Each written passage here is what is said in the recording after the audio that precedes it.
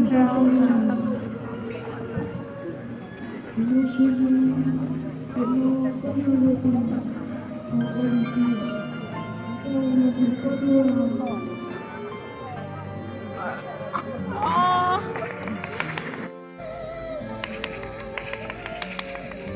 Hoa, cái nhau hạt tiêu.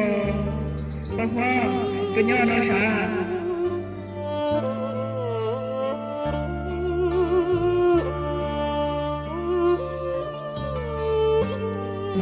Anh Chính ơi, Tôi có ba hạt tiền, tôi chỉ có cái tiền dùng cái ý xấu.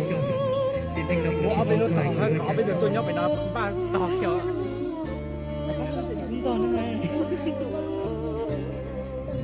có bây giờ tôi thành ra Cháu hai lên không mà. Tôi chúng tôi cũng sẽ ra.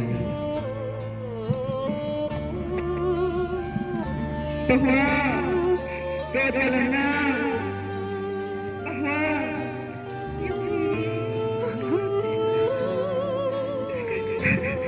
Bà Hoa. cái được cái Mình làm một chiếc mũi cười cái gì cái neo từ mà ra Hãy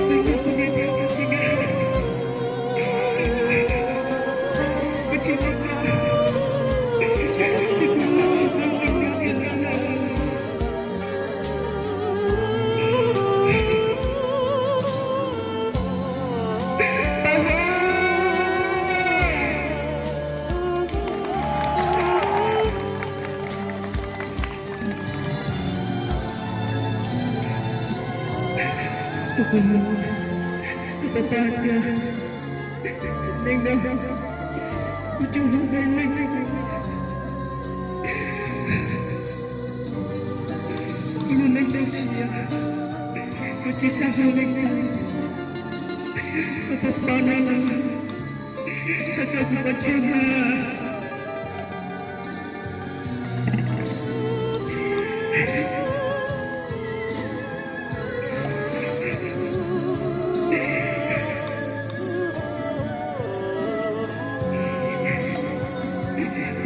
lỡ